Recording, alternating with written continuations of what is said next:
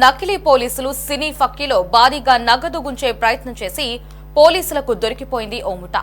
అప్పు ఎగ్గొట్టడానికి ఒకరు చేసిన ప్రయత్నం బెడసికొట్టి పోలీసులకు దొరికిపోయారు. ఈ ఘటన ఒంగోలు మంగమూరు రోడ్లో జరిగింది. ఒంగోలులో సెలూన్ దుకాణం నిర్వహించే మంగమూరు రోడ్కు చెందిన చెల్లగర్ల సాయి శ్యామ్ కుమార్ ఫిర్యాదుదారుడు దగ్గర 10 నెలల కిందట 10 లక్షలు అప్పుగా తీసుకున్నాడు. ఎలాగైనా అప్పు ఎగ్గొట్టాలన్న ఉద్దేశంతో శ్యామ్ కుమార్ హైదరాబాద్ లో తనకు పరిచయం ఉన్న ఫ్యాషన్ డిజైనర్ తో పాటు యూట్యూబ్ వీడియోలు తీస్తున్న విజయలక్ష్మిని సంప్రదించాడు. తనకు సాయం చేయాలని కోరాడు. అందుకు నగదు ఇస్తానని చెప్పాడు. ఈ క్రమంలో ఆమె తన బంధువులు స్నేహితులు అయిన యువకులను అతని దగ్గరికి పంపించింది. వీరంతా కలిసి పథకం రచించారు.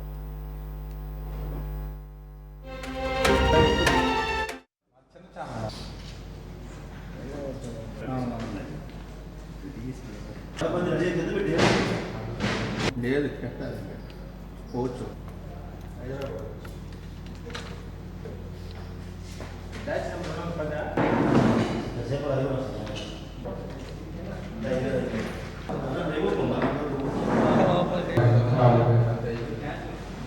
మనకు ఒక క్రైమ్ రిపోర్ట్ అయింది తాలూకా పోలీస్ స్టేషన్లో. 29th ఈవినింగ్ రిపోర్ట్ అయింది క్రైమ్. ఇంట్లో చల్లగళ్ళ సాయి శ్యామ్ కుమార్ అలియాస్ శ్యామ్ అనే అతను సెలూన్ కమ్ బ్యూటీ పార్లర్లో రన్ చేస్తున్నారు. దాని కోసం ఒక వ్యక్తి దగ్గర ఒక 10 lakhs అప్పు తీసుకోవడం జరిగింది.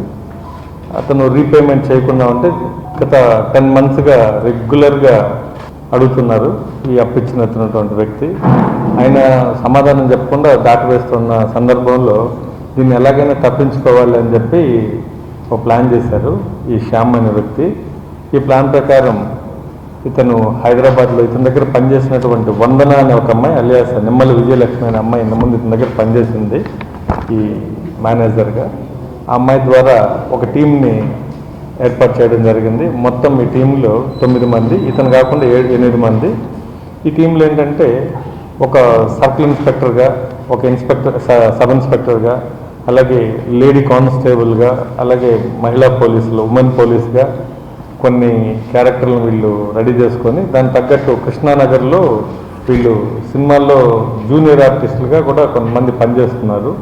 సో ఈ డ్రెస్సులన్నీ కూడా రెంట్కి తీసుకొని సో వీళ్ళు ఒంగోలుకి వచ్చారు. 28th ఏం చేస్తారు, 29th ఏం చేస్తారంటే ఆ అబ్బాయిని ఈ యొక్క శ్యామ్ అనే అబ్బాయి పిలిపించి ఒక ఇంటికి పిలిపించారు, డబ్బులు ఇస్తామని అని చెప్పారు. వచ్చిన తర్వాత అతన్ని బట్టలన్నీ ఇప్పించేసి అలాగే అతన్ని న్యూడ్గా ఫోటోలు తీయటం అలా చేసి అక్కడి నుంచి అతన్ని ఒక కెమికల్ అలాగే డ్రగ్ లాగా దొరికిందని చెప్పి అతన్ని బ్లాక్మెయిల్ చేసి వీడియో తీశారు. ఇది డ్రగ్ ఉంది ఇంట్లో, నువ్వు అమ్ముతున్నావు అని చెప్పి అతన్ని భయపెట్టి ఇది వీడియో రిలీజ్ చేస్తాం, పోలీసులకు ఇస్తామని చెప్పి అతన్ని డిమాండ్ చేయడం స్టార్ట్ చేశారు.